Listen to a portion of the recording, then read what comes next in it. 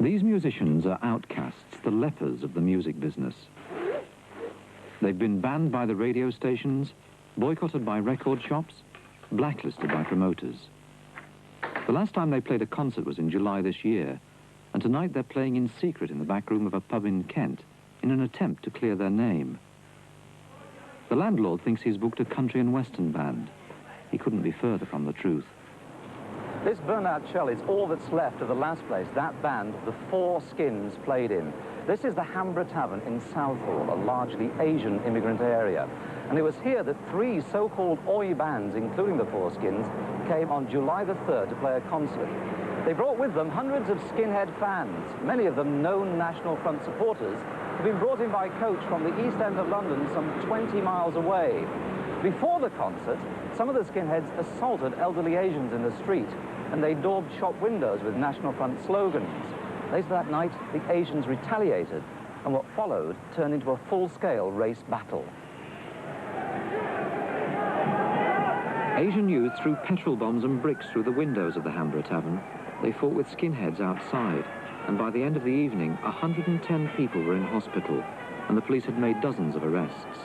From early evening, as soon as we found that our community was being invaded and our women being beaten up by the skinheads, it was a complete shock. And, you know, we were sort of further shocked by the fact that the police, there was no response from the police. That here you had large groups of people, fascist people, who were doing Nazi-type salutes, writing NF on the condensation of the windows, and abusing all the Asians here that, you know, police still don't do anything. The Four Skins claim to this day that they're not racist and that they weren't to blame for the riot. Package just went a bit mad, didn't they? Just went over the top. But they were provoked, weren't they? Who provoked them? We didn't. The Asians come up, they was in force, they used that gig as an excuse to put out their little bit of violence, have their say and to riot. It was just an excuse for them. We was Andy scapegoat, that's all. But don't you feel, in a way, guilty? Because, I mean, you're the focus of all that, aren't you? Well, I don't feel guilty about nothing.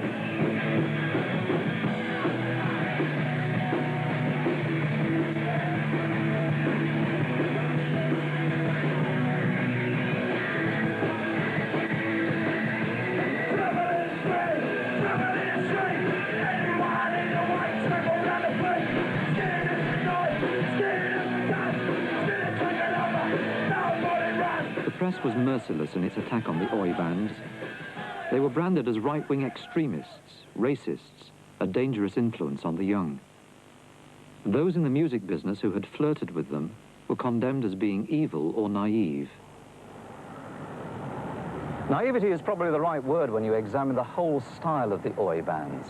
They're pro-violence, anti-black, anti-police. It's no wonder they attract Nazi skinhead followers. These are just a few of the words from the typical Oi songs. Boots are made for booting, guns are made for shooting. If you see the enemy, you're sure to stick the boot in. And again, black youth standing in the lights, crowding together, they're ready to fight. The army's in shooting is the rage. They want to lock them up, put them in their cage. There's blood on the streets. The music trade quickly decided that Oi music was too closely associated with extremist politics for comfort, and that violence, whether it came from left or right, was bad for business. Suddenly it became embarrassing to be associated with Oi music at all. But for all their public condemnation of the bands, at least one major record company quietly went on making money out of them. This record caused quite a fuss when it was released earlier this year, not so much for its musical content as for the title, Strength Through Oi. It's based on a Nazi slogan, Strength Through Joy. And the man on the front cover turns out to be a neo-Nazi, now serving a prison sentence. What's surprising about this record is that it wasn't produced by a small label, but by one of the giants, Decca. They won't make any official comment today, but they do say that the record has been deleted. That is flatly denied by the manager of this shop. He says he can get hold of as many copies as he likes, and that this record makes a lot of money for Decca Records. It's been argued that if the Southall riot hadn't broken out, Oi music, even with its violent subversive overtones, wouldn't have come under attack. But Peter Bradley of the Institute for Contemporary Studies believes that Oi music was, in his own words, a political tinderbox well before the July riot. Just before the disturbances, his organisation completed a report on the extreme right-wing influence on rock music. There is a serious problem, and that is basically that the National Front, the British Movement and other smaller groups have made considerable inroads amongst young people of the inner cities in rock concerts. They've stirred up a lot of hatred, they've provoked a lot of violence inside the concerts. And our feeling is that some groups anyway, have not helped matters by really being rather ambiguous in their statements against National Front or supporters of National Front, and sometimes in saying nothing at all, and behaving in a very provocative manner. The British movement is a Nazi movement! Smash the British movement! The British movement is a Nazi movement! Smash the British movement!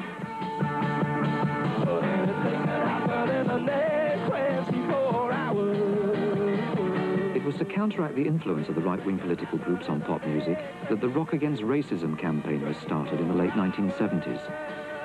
It was an attempt to counter the growing feeling among some pop musicians that fascism could be fun. Ideas which disturbed influential disc jockeys like Radio 1's John Peel. So there has been, which I think is unfortunate, but it exists, there has been really since the very beginning of punk, in fact perhaps before that, but most notably noticeably from 1976-77 onwards, a sort of flirtation with Nazi imagery, which people justify as saying that they find fascinating, the Berlin of the 1930s and so on. But I mean, the original punks were always swathed in swastikas and so on. And then there was an LP sleeve by the Skids, who was certainly not an Oi band, which was very kind of Aryan and Nazi wall poster-ish. And the bands like Joy Division, whose very name is derived from, from some SS sub-organisation, and the band which have followed them called New Order, which is again a Nazi-derived name. So there's always been this, which I regard as unpleasant flirtation with it. Recently, there have been more worrying parallels with the Germany of the 1930s. High unemployment in Britain, especially among the young and the unskilled, has made working-class whites ideal recruiting material for extreme right and left-wing political organisations. The chosen recruiting ground was obvious. Those places where large numbers of young, disaffected whites congregated. Football stadiums and halls where pop music was played. This is an issue of a magazine produced by the Young National Front and aimed specifically at young white working-class kids. Inside there is a pop column which singles out various bands which the National Front claims are their bands, something denied by many of the bands mentioned. Now, I've been speaking to the editor of this paper, Joe Pierce, who, by the way, refuses to appear in front of our cameras. And he claims that the Oi bands in particular are National Front bands, that they're in a way the musical wing of the National Front. And he claims that if they deny it, then they must face the consequences. Trouble like the trouble which ended the career of a band called Sham 69.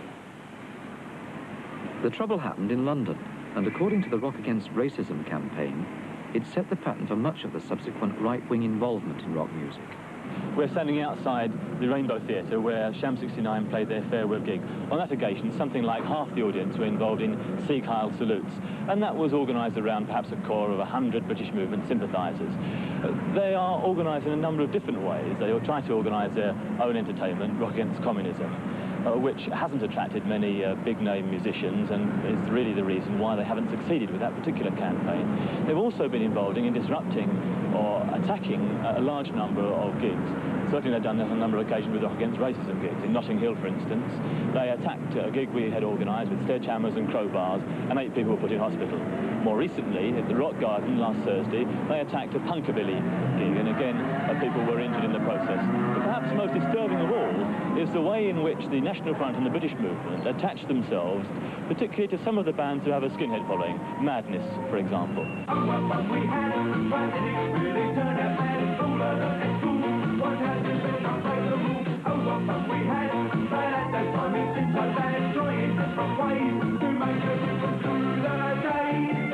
The National Front claimed that at one recent concert by Madness, they distributed 700 copies of their magazine Bulldog. But eventually, Madness issued a statement condemning racist groups, a brave gesture since it might bring a violent reaction from those racists among their fans. Disc jockey John Peel says all bands with a right-wing following are caught in the same trap. But how far are musicians responsible for the extreme politics of their fans? I don't think they're responsible for them at all, actually. I think the right-wing attitude, rather like as it is with football. I mean, you know, the West Ham players are not themselves responsible for the fact that a lot of people turn up at West Ham matches and stand at the back, stand in the terraces doing Sieg Heils, and it's very difficult. What are they going to do? Stop playing football? You know, they've got to go on playing football, and these people will turn up. There's very little they can do about it. I think they could go further in sort of publicly disavowing them, but then at the same time, particularly with a band like the Four Skins, they're really dependent on those people for their audience. And they're living in the East End. They make life very dangerous for themselves if they make too many public statements opposing the right-wing movements and so on.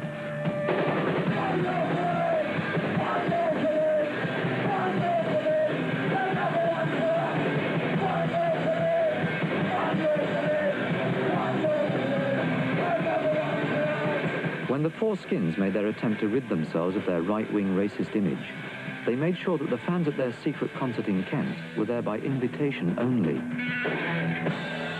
It was to be a demonstration to the world that in spite of Southall, they were just a band who wanted to play music, a band who wanted nothing to do with politics. But we won't stop playing till they turn us off again. The concert had been going for only half an hour when things started to go wrong. First, there was a mysterious fault with the power supply. Then the fans took over.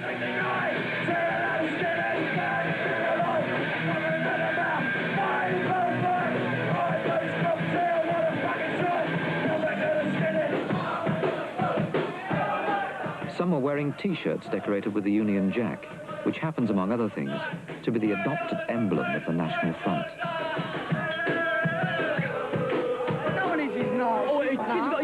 Why do you wear that if you're patriotic? Patriotic? That's because it's English. It's English. You haven't seen no one's Nazi badges. No one's Nazi badges. Paradoxically, some of the fans who claimed they weren't Nazis did indulge in half-hearted Sieg Heil salutes, possibly as a joke for the benefit of our cameras. If it was a joke, it badly misfired. At other bands' concerts, there's been evidence that neo-Nazis encourage fans to take part in similar, but much more serious flirtations with fascism.